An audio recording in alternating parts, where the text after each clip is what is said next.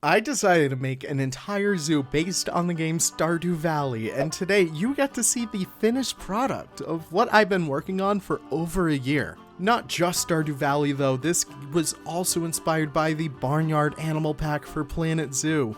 Such an awesome pack for Planet Zoo that introduced petting zoos to the game, so good, and you'll see a bunch of those in this project. So thank you guys for checking out this video, and let's jump into it. Welcome to Stardew Zoo. So yeah, thank you guys for coming on the tour of Stardew Zoo with me. It's been quite some time since this series has really started, a little bit over a year at this point, but I'm super excited to get into this. I'm super excited to have it finally finished, and we can talk about all the cool details in here. So yeah, let's get started. So yeah, right off the bat, if this is your first time seeing this series, welcome. You can watch the rest of the videos if you want, but for the most part, you're going to see the final results in here. So today we're just going to go over pretty much everything. It is a series inspired by the game Stardew Valley. When I started this, it was like the perfect timing between, Stardew Valley coming out and the Barnyard Animal Pack, which had obviously all the barnyard animals in it. So it was super exciting to have that all come together at once. And it kind of resulted in this. So what you see me kind of showing off but not talking about is a bus cover. So this is for the European coach bus. So it does function as a complete and real entrance. Let me just show you how this works. You basically take the European coach facility in here and you can just plop it right into that little shell right there. That's going to be part of the blueprint set. I'll spend some time today working on that, getting that all settled, but yeah, it's the same exact bus that we have in Stardew Valley. I was super excited to kind of recreate that one-to-one, and yeah, it's just a really lovely addition. So yeah, as you enter over here, I was super excited to get started on this, but I kind of gave up on this bridge about halfway through. I had plans for kind of a bigger one, but I thought at the end of the day, it really wouldn't make the most amount of sense. So you finally enter in over here, and this is where it all really starts to come together. Stardew Zoo was very much inspired by a lot more of the rural areas where I'm from, and also some of the English countryside. So you can see a lot of small rock outcroppings and the use of plants in here.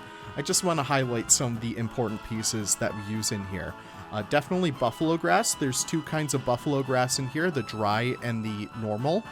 We also have saltwort bushes making their grand appearance as well. A really awesome bushy plant to really give it a little bit more density. Moving over here, we have the drin grass, classic drin grass. If I can actually select it to showcase it. It doesn't want to cooperate. It simply does not. Did I place these on their own? No, I didn't. Oh well, it's gonna act funky. But beyond that, I also have the hostas. The hostas are honestly some of my favorite plants in Planet Zoo because they just are the perfect decorator, especially for these kind of side areas. I don't know, it's just very helpful for that. But you can see I don't have any real paths in here. I just have the null paths. And that's because I really want this whole zoo really to feel super natural. I want it to feel just very nature oriented. I don't know. I use some of the flowers from the conservation pack. I have the meadow buttercups and I believe the asters up here. I'm not sure where they are, but that's totally fine. We have the big blue stems in here. We have both the normal ones and the dry variants, just to give a little bit of, kind of I don't know, diversity, I guess. He is running. But yeah. As we kind of make our way over here, you can see we do have these beautiful birch trees. They are the Himalayan birch trees, and I think that's super important to note because a lot of the times I've been seeing on the Reddit and stuff and Facebook, people are like, oh, I want to have a nice lush habitat for my kangaroos or something, but they're like, the buffalo grass, it's not from Australia. What do I do? And it's even if we do turn on welfare over here, if we meet every single one of these animals, I'm not actually going to do that because every animal will die. But if we actually do turn on welfare, foliage, if it's placed incorrectly for the habitat or the biome, it only affects the animal about 2% of their 100% welfare, which I think is a worthwhile sacrifice, especially for these swans over here. So this is one of the first habitats that I made. This is the mute swan quote-unquote exhibit. It's not exactly an exhibit. I have these guys in here to imply that they're kind of free roaming, so it was super awesome to be able to put this entire habitat together. I don't know, I love it. So in here, we actually do make use of the periwinkles. These are a really awesome kind of way to make duckweed in here, which I think is super helpful. But not only that, but we also have a bunch of other kind of like aquatic plants as well. We have a little bit more of those like leaf litter pieces in here. I believe these nests are by Just Goron. Really awesome and useful pieces over there. And we also have the cattails as well. But yeah, this is probably one of my favorite areas of the zoo so far. I mean, we've only seen about like 5 minutes of the zoo so far. But yeah, it's just really awesome. I love making these natural areas, even if I do include animals in here. It really is just so useful, and it's so immersive too, you know? So yeah, walking down this way, you can see the cattails kind of boost their range a little bit on both sides. So you can see they kind of continue out over here, but by the time that you get to like this field over here, you won't be seeing them anymore. Talking about the ground cover a little bit more, you can see I went a little bit hard with the rocks. I'm really happy with how well that all came out, and it just feels so natural. I believe these are also by Leader. This is from his Polish farm zoo, which is kind of fun that I pulled these from his Polish farm zoo and now I put them in an actual farm. But it's just a really awesome way to make gravel cover. You can see that they are all just giant pieces. These are actually those cladding pieces that you oftentimes see, but they are just the tips of them. There's a bunch of other pieces out there too for making that same effect, but that to me has always been tried and true, and it just works. So we probably won't be seeing much of these areas. Actually, we will. But I'm just going to show off these from afar. These are a couple of the fields I made. So since it is a farm after all, I really wanted to include a lot of those crops from the Barnyard Animal Pack. And from the conservation pack too. So we have a bunch of crops in here that the farmer, in this case, would kind of pick through. And we also, of course, have the little scarecrows in here. That's a really fun touch in there. I don't know. I thought that was super cute. But yeah, that is really it for those guys over there. We'll check out the rest in a little bit. But before that, we can actually go to our first real exhibit, our first walkthrough exhibit as well. This is for the Sussex chicken. Really fun putting this together. Again, I really wanted to make sure that all the buildings in here were very symbiotic. Is that a word? I don't know. Let me know. But yeah, I really wanted to make sure that they were kind of synonymous with the actual Stardew Valley game. So I did my best to kind of recreate the coop over here. Now you might notice that there's a few extra decorations here and there. It doesn't look exactly one-to-one with it, but that is totally fine. I still wanted to make sure that, you know, I get at least a little bit more decorations in here. And talking on that, I was so happy with how the interior of this came out. I'll make sure that these guys are on the workshop too. But I wanted to kind of make these little chicken coop areas where, you know, the chickens can come, they can lay their eggs. And I think this turned out really awesome. I don't know, I just love it in here. It's super pretty, and yeah, that's about it. Yes, what I'm gonna do, I'm actually going to, as I'm making my way throughout the zoo, start to take pieces out, and we'll just put them in a corner somewhere. But yeah, that's a chicken habitat. I love the chickens in this game. They are probably one of my favorite domestic animals that we've gotten, just because their sounds are so good. They're such a good rig, especially for modding, and they're just a really top-notch model. I love the second variant that we have over here for them. This is just a hen, of course, but it is just so beautiful. That kind of speckled look on them is super pretty. But yeah, it's just a really great animal, and I made sure to give them a really great habitat. It's so pretty. It is so pretty. All right, I think we're gonna try and do this in one big loop, which I think is entirely possible. So yeah, one of the things I always try and keep in mind when I do design my parks is making a understandable layout, making sure that, you know, if you're going through this park, you're able to go from one part of it to the other, and you're not really getting you're not really trotting over the same amount of ground, which is super important. But before we move on from that, here is our little playground. This is something I wanted to include. This is, of course, from the modular playground building set from Just Goron. Second time he's mentioned in this video. He's just that awesome. But yeah, this is probably one of my favorite pieces on the Planet Zoo workshop, just because these are things you'll see all the time in like real zoos across the world. It is just a playground set. It is just like something for the kids to do, to get their little energies out, and it just looks incredible. I don't know. It came together so well. The building set, I can actually show it off for a little bit. Okay, so I don't actually, for some reason, Steam decided to delete all my blueprints, which is great. Gonna need to re-download those later, but you can see, it's just all these different pieces. You got the fences, you got the slides, you got like, you know, the little towers, the turrets, etc., etc. And you can flexi-color them even easier now because we have this little handy-dandy tool, which allows us to select all of the same pieces of the same color at once. It is so good. So let's just say I don't like that color, I want to go for blue. I can just change it right there, which is so good. But blue looks kind of hideous out here, so no thank you. So yeah, we can continue on over here, and before we get too far, I do want to showcase this view over here. This is probably one of my favorites, because we get to see two of the next upcoming sections, which are going to be the forest over here. I love how lush that came out. I'm not gonna lie, I finished up the last habitat in there, I recorded the cinematics, and I have not looked at that area since. So just seeing this over here is just super pretty. But over here to the left, we also get to see the farm, kind of like the plains area. I'm super excited about that. We have some great animals in there. But listen, this is such a great habitat over here too. So originally, if we got horses, they would actually go in here and the donkeys simply would not exist. But since there are donkeys, I decided, you know what? We're going to recreate the kind of like stable that we got for kind of like Stardew Valley, and we're gonna use donkeys with them, which I think turned out really, really awesome. Donkeys are like some of my, like, they just look great. They just really look great.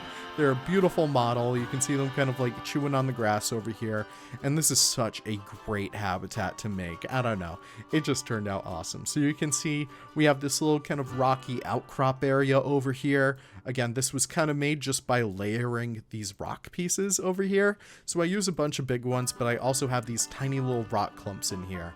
These are just a bunch of cladding pieces on top of each other, which makes a really great texture. And beyond that, we also have kind of like this talus siding. We have these little faux rock pieces. Even though they're called faux rocks, I still use them all the time as real rocks, just because it just works like that, you know? But yeah, that's really it for the habitat. They have their enrichment in there. They have water, they have food. I have these little troughs in there to act like little water troughs. They also have some hay, which, you know, horses need hay, or donkeys in this case, you know? I love how I decorated the ground over here too. Again, using those kind of like gravel pieces from Leader. Really awesome pieces to use over there. It just feels so good. It gives a new layer of texture to these, and it's just great. Beyond that, I also have these little fences.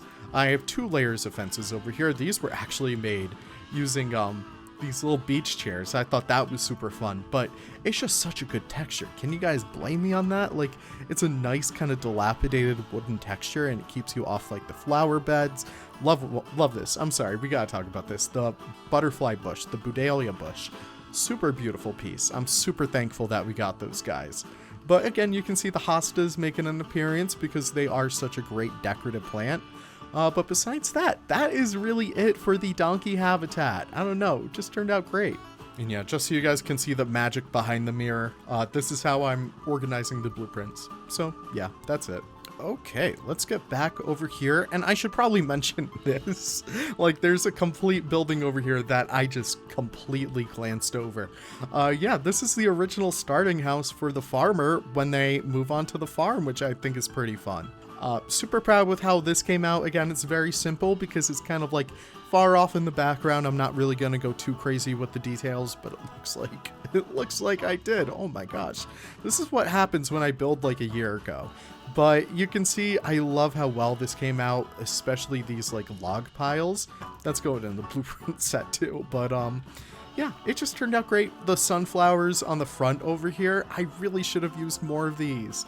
These are so pretty. Maybe I'll throw some in at the end of the video, but that's really it. We do a complete 180 though. We have probably one of my favorite little areas in the zoo. So yeah, not every area needs to be functional. That's what I was trying to say. So yeah, this is what I wanted to include. It's just some small natural areas for, like, you could imply that there's some lore over here. Like, you know, sometimes people might bring a little picnic basket over here and put out some towels and kind of just enjoy the natural air and stuff like that. I thought doing stuff like that would be a great way to cover up some areas that otherwise wouldn't really be filled with anything. You might notice so far that there really isn't much happening in this area, which I don't mind all that much. I think it really spaces out the habitats a lot better, and I enjoy that for that part. But sometimes you just need a little bit extra stuff. Like back here, there's a little pathway going to the Stardrop Saloon, which we'll check out in a bit. It's just those small areas that I tend to love making. I don't know, it's super fun. But you can see this kind of leads you right over here. I think I asked for suggestions on what to make that in the video where I made that, but honestly, it's elevated. It's gonna be a little bit weird seeing guests clip in and out of there. I'm not really gonna bother with that. But yeah, that's really it for that. Then we come to this little plaza area. So I think it should be important to note that all my Stardew Valley fans, you might be saying, oh, this isn't a complete one-to-one recreation of Stardew Valley. I mean, what are you doing? Well, I think the main thing I was trying to get across was it's very inspired by Stardew Valley. It is not a one-to-one recreation. I would kind of lose my mind if I did that. But I'm super happy with what I was able to do because the buildings, I tried my best to make them as accurate as possible. I tried my best to incorporate how would this place look if it were made in the context of a farm/zoo. And I think I did pretty good with that. So this is a restaurant in here. I forget if it's functional or not. I don't see anyone using it. But we do have these little outdoor tables. Maybe Gus kind of, you know, he improved the budget a little bit. He was able to get some outdoor seating.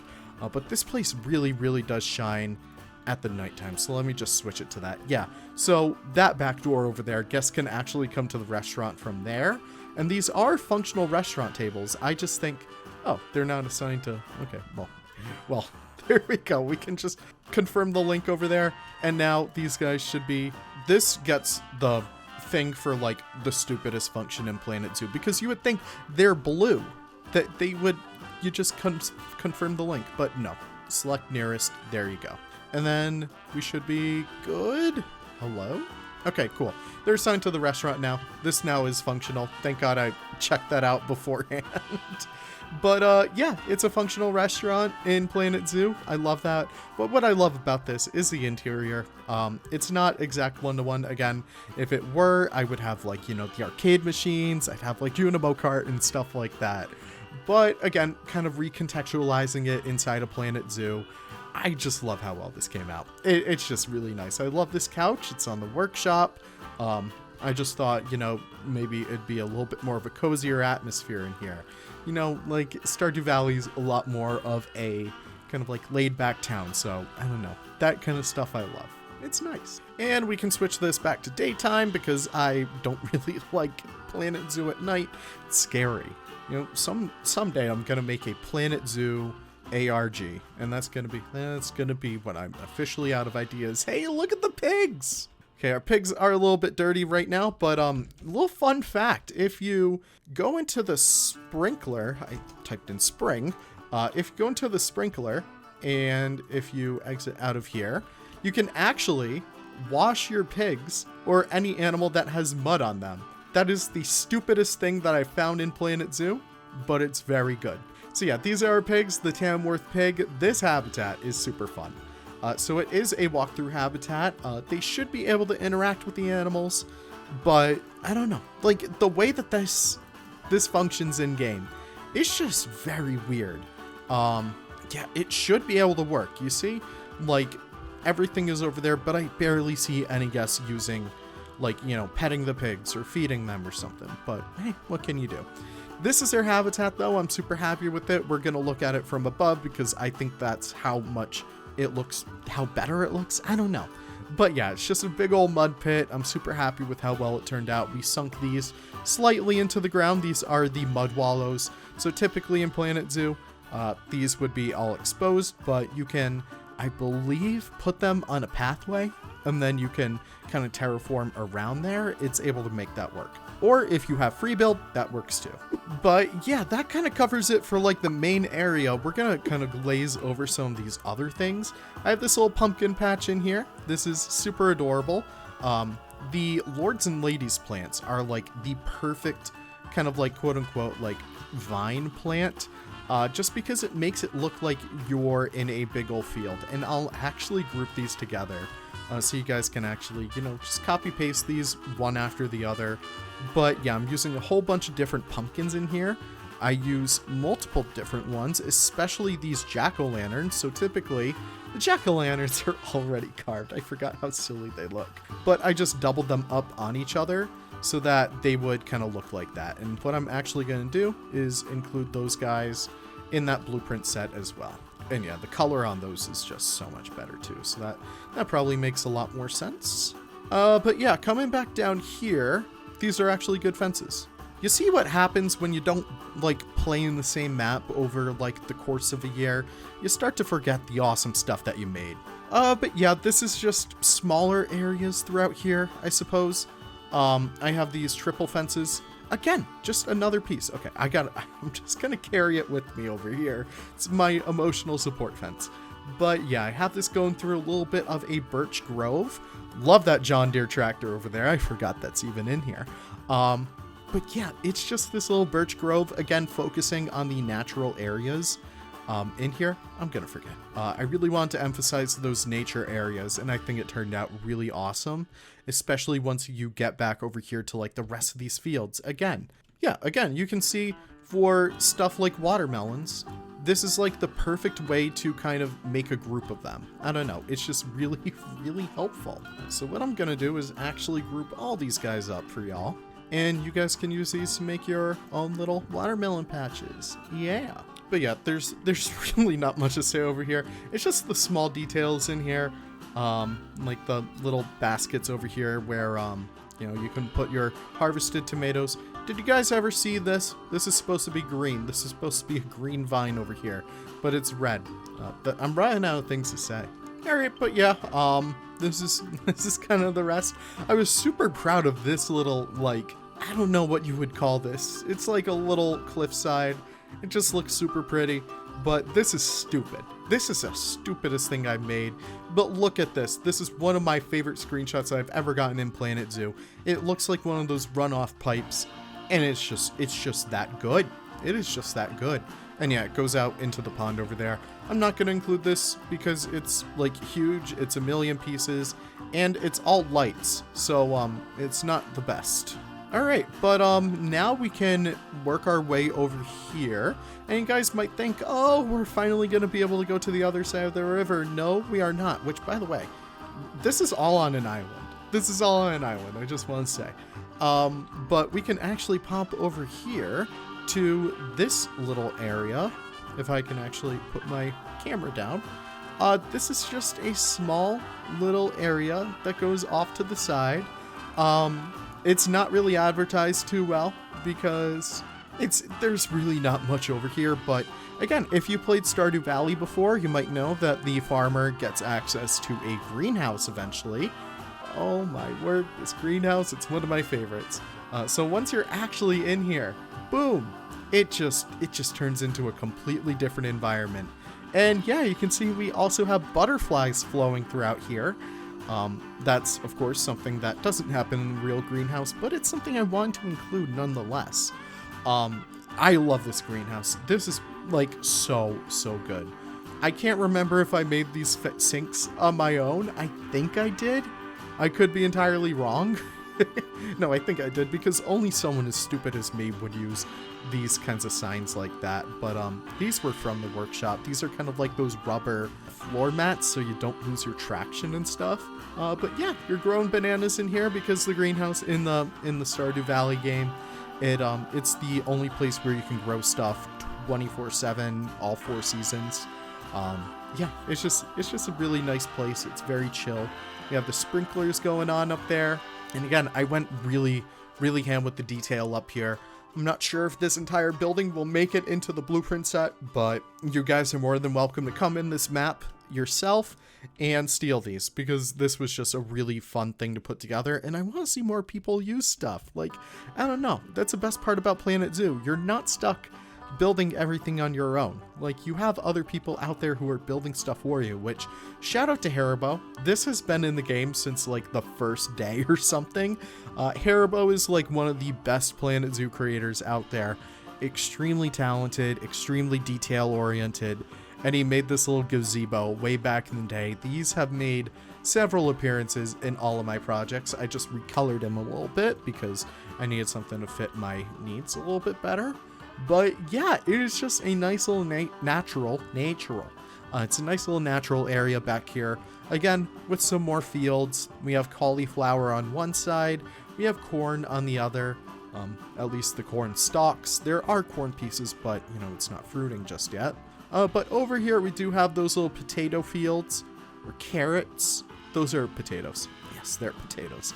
Again, using the lords and ladies just to make it a little bit more textured. I thought that was super helpful. But yeah, it's just such a nice little natural area. I love how well these are shaped. Like, obviously in real life, in order to maximize space, these crop areas will be straight lines or they'll be circles. It really depends on the agriculture of that local area, but it just turned out really good. I love it. It's just fun. But yeah, we can kind of sneak our way back over here to the bridge, which again, these are all in-game pieces. This is the barnyard fence. If we come over here to barnyard, this is the rustic paddock gate fence kind of blueprint. I just took the stones out of there and I made it so that it's a nice stone bridge. Just don't look too deep below the water because they kind of cut off right there. But now we can kind of get into the wilder areas, but not too fast though. We're gonna check out these areas back here with the Scottish Highland cattle. Standing over here is number 1. I wanted to give these guys a big barn. That was a big old jump over there from our boy. But yeah, these guys have a lovely big old plains area over here. Why are they jumping over that? Why are they doing that? So yeah, these are the Scottish Highland cattle. Again, another Barnyard Animal Pack animal. Really love this, and I love this fence too. I'm gonna do it. Oh yeah, I should probably this too. That was really nice. Yeah, there's so many good pieces in here. Okay, but yeah, that's a cow habitat. Like, I'm not gonna say much about these habitats other than, like, you know, the smaller details that you'll see in here because it really stands out. I don't know, but oh, like this. I forgot I did this. This is just a rubbing enrichment that I put tires on because that's typically what you'll find in zoos, because like tires, once they pop, what are you going to use them for, you know? So instead of throwing them out, a lot of zoos actually use these guys for rubbing enrichment and for all other kinds of enrichment. And you can see it is completely functional, which is awesome. Like, that is so cool. And we can see we have the Hill Radnor sheep in here, very beautiful sheep species. But not only that, I also have 2 alpacas and a llama in here because I figure this is the quote-unquote wool area. The farmer could just come in here, gather up all the wool, string it together, and make designer socks for it that'll sell for like 20 bucks a pop. I don't know. And pieces after pieces. We're stealing these. And yeah, something I do want to point out over here too is one of my favorite things is using paths, but not for pathways. So in case if you guys have noticed, there is a path over here that is called the tiled stone path. These are quote-unquote X pavers. They're in an X form because it's just how the bricks align. I don't know. But I wanted to include these guys over here just because it gives this area just a little bit more texture. Helps it really fill out. And I don't know, just blending that in with the moss decals, it turned out awesome. So it's just this little well area in the middle of the habitat. Probably not the most sanitary area to get your water, but I don't know. I think it turned out really nice. And yeah, coming over here, we get to see where I really flexed my most amount of creative muscles. This is our little alpine goat habitat. And yeah, it's just alpine goats. So this is the only one that's accessible to the guests over here. For some reason, they don't want to go in. Maybe if I just do default, that'll work. But yeah, guests can actually enter this habitat. You can pet the goats. And yeah, they have a few climbing enrichments in here. So you can see they do have another one of those scratching posts. Again, I love those. But not only that, I have, again, those tires in here because that's typically the kinds of stuff that you'll find, just old materials from other people that aren't really using them anymore. Like the really awesome stuff that zoos and farms make their enrichment and their kind of like items and decorations out of. It's just so good. So you can see I have like these little areas for the goats to climb. And I also have this one up here, which unfortunately these are in the enrichment tabs for the alpine goat, but they don't actually use the goat climbing mountain, which is such a shame. So you can see I kind of made my little makeshift way for them to get up here. Then I realized they can't actually make it up there, so I need to manually move them on top, which is, it's kind of a pain in the ass, but what can you do? You can't really do much about that, now can you? But still, once they're actually up here, it's a really good screenshot. I love it, and it's just cool. So yeah, one of my favorite areas too, like, again, my favorite things are the things that aren't even the zoo. And that is exactly what I sought to create out here, is these little big old marsh areas. And typically you'll find these a lot around New England and stuff. These are typically where you find the red-winged blackbird, probably one of my favorite birds to see whenever I'm out there kind of like looking for critters and stuff. But yeah, I just really wanted to create these different biomes that you're kind of just shifting through. And you can also get a view at these habitats just from the top as well, but I didn't really design them for the top, so there's not much to look at over. And you can also come over here. This is a great view. This is just a great view because look at this. You can see the entire park from up here. It's just so pretty. But yeah, I really wanted to create these nice big old, kind of big open areas for the zoo where it just feels like natural areas. It just feels like the entire place is living, it's breathing, and that's kind of what I seek to create in all of my parks. I don't know. Okay, I think this is a butter churn. I don't remember making this. I don't remember placing this. Maybe this is a Planet Zoo ARG after all, but in here, it's not really too decorated. I didn't really go too crazy with it, but they do have these little stalls in here in case if, you know, we do need to separate them or whatever. But yeah, Highland Cattle Exhibit, there you go. I'm sorry if I kind of rushed that. Again, it's just big open areas. I've said this in a million of my other projects, but I hate making habitats for hoofstock. I hate making habitats for, like, you know, elephants. Anything that is big and requires a flat habitat, it's just not my jam. It is just not my jam at all.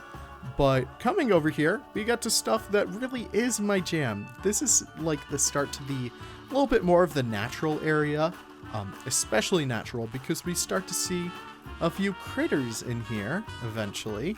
Hopefully they'll show up, but yeah, there they are. So we start off with the red fox habitat. These guys are super adorable, and this leads us into the forested section. This is technically a staff path, but we're going to come up here just so we can get a better view. But yeah, we do have red foxes. There's a little baby one right over there. I guess for the sake of the video, we can look at the baby. We can get a nice little close-up view. But yeah, it is super adorable. What I wanted to include in here were different morphs of the red fox. Now, we can really interpret this however you want. It can be like a rescue center for like a fur farm or something. Or they could just be naturally occurring morphs of the red fox. It can be whatever you want, really. It is totally up to you. That's the best part about Planet Zoo. It's really up to you to make your own stories. But yeah, that's really the red fox habitat. I really wanted to make it feel super forested. I wanted it to feel like especially natural. One of the things I do include in here in this section only are these diamond leaf willow bushes. They are some of my favorites in here just because they have this really good kind of branchy texture, and it has this really good look once you're actually making like a nice settled forest. And it's a little bit more of that, like, you know, kind of like a sage green kind of look that complements super well against like darker greens. It is good. I'm yapping too much and I do not have any water on me, which is kind of problematic. But over here we can see our main look at the kind of wizard's tower. This is so good. Like, I was so puzzled on how to make this work, but after playing with some of the Twilight pieces a little bit, it turned out so good. And I love that little section right there where it's like a little puff of smoke coming out. I have no idea why you would use that in any other Planet Zoo context. But I have it so that maybe the wizard is doing some kind of funky experiment in there. We have his little spyglass up there, or telescope, however you want to say it. And yeah, that's really it. It turned out so good. Before we check out the rest of this though, I do want to showcase just how pretty this waterfall section is. It just turned out really good. I love it. It's so pretty. But yeah, you might notice that the bridge is out. We are not able to get across there. So we are going to jump right over here. And we can check out our next animal, which should be the... I'm not going crazy, right? I'm clicking that. This is the raccoon exhibit. Now, listen, I'm sorry. Raccoons are tiny. And I designed this kind of far away. Realistically, you would see them climbing this little structure over here, again, by the lovely Jess Goron. But yeah, sadly, they are not. But in the meantime, we can see that we do have Linus's tent up there. Super excited about that one. Now, it does look like a mess from below, but once you're actually up there and you can see this nice in person, it actually does look very good. We're going to do the same thing over here and plop that bad boy right over there. So yeah, raccoons make this habitat. I felt like Linus, his spirit animal, is a raccoon after all, so that'd probably make the most amount of sense, right? Super adorable model over here. The Twilight Pack is so slept on, guys. It is so slept on. If you do not have the Twilight Pack, go do yourself a favor and get the Twilight Pack. It is good. You get this little critter. And you also get a wombat for some reason, which, you know, it is what it is. But yes, that is the raccoon habitat. Then you make your way across this little bridge over here. Not sure what happened with him right there. Not sure what's happening over here. They're just having a little party, it seems. But yeah, you cross right over this water. And then you come over here to the Skunk Exhibit. This is kind of based off of the Secret Woods, or Lost Woods, however you want to say it. I genuinely don't remember. Because once again, the update for Stardew Valley that kind of inspired this came out 1 year ago. So it's not really fresh in my mind. But over here we can see the beautiful striped skunk. Really adorable animal. Over here once again, the Twilight Pack is so goated, guys. It is so goated. But yeah, it's just a really fun habitat, including some of these plants in here, the foxgloves. Really beautiful pieces. It reminds me of Oblivion. Are you guys playing the Oblivion remastered? I sure am. But over here we have this little statue. It turned out really, really good. And yeah, one of the things I included in here were these little pillars, which turned out, again, very beautiful. So we're going to actually include these in the blueprint set as well. Yeah, I'm not sure if we have any OG Leaf fans, but the Blueprint Heist series, I miss that. That was fun. Like, that was actually, it was like a half showcase, half, like, you know, stealing blueprints from other people. It was fun. All right, looking over here, we have an animal that typically isn't in Planet Zoo, but I wanted to include them nonetheless. This is the Virginia Opossum by Great Cake Mods. Again, kind of like Congo Zoo, kind of like my other projects. Mods are not necessary to load into the park. If you don't have the mod, we're going to come back to you. You look a little dead. But yeah, mods aren't necessary. If you don't have the mod, that's perfectly fine. Like, you can still load into the map. It's not like a scenery piece where it's required to load into the map. Instead, the animals, they'll just simply disappear. But yeah, the Virginia Opossum is so adorable. Cake did such a beautiful job on this model. And it's just such an adorable animal to include in here. Again, it is North America's only marsupial, I believe. I think there might be some tropical marsupials, but it is just an adorable one. So these guys do climb the ropes over here. They can, like, hang upside down on their tails, but I don't think they'll do it today, which is a shame. But yeah, super awesome habitat. It's just against a cliffside. But yeah, once again, since I did want this area especially to feel a little bit more natural, there's just not really too many man-made things in here to really talk about, aside from, like, you know, the big weenies and stuff, like the Wizard's Tower. But yeah, that's really it. It's just super pretty. It is super kind of like secluded, which I love. But yeah, that's really it. Now, this is the final thing of note in Stardew Zoo.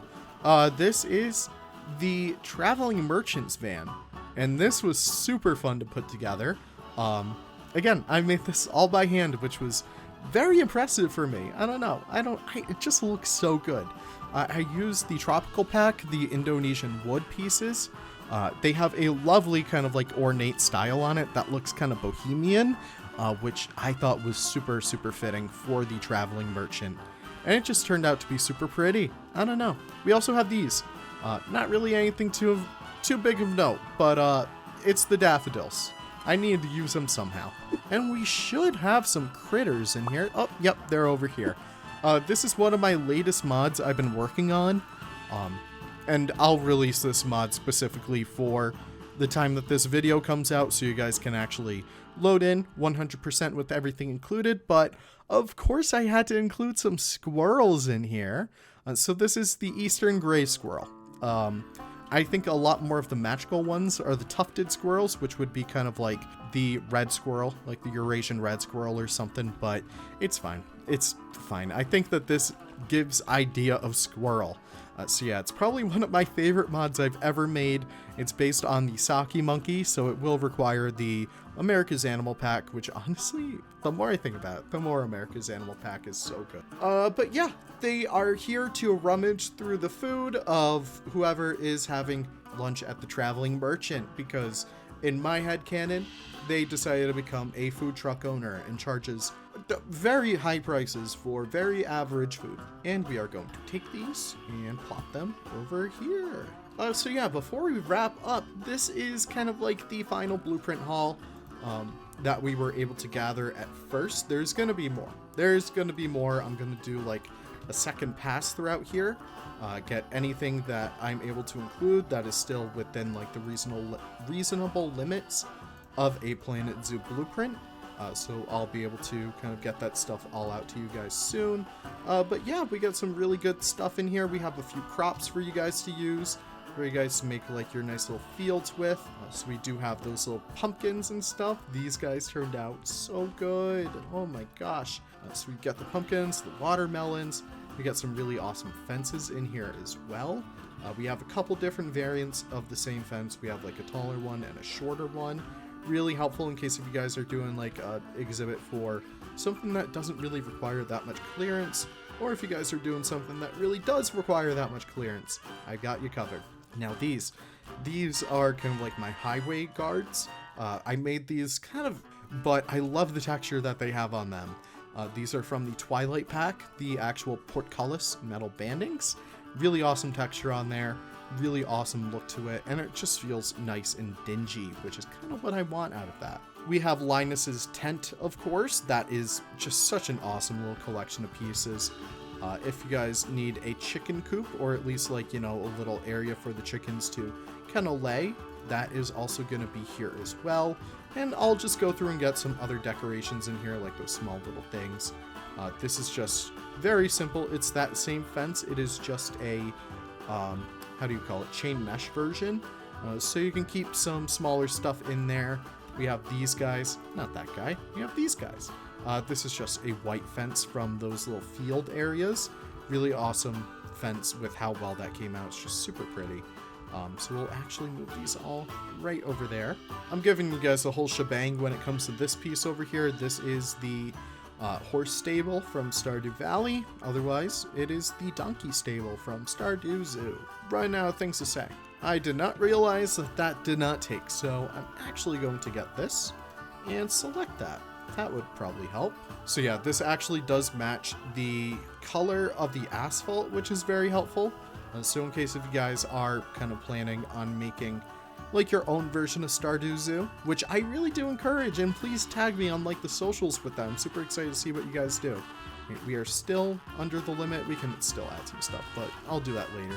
We'll end the video right there looking over our beautiful zoo and all the guests kind of running through it.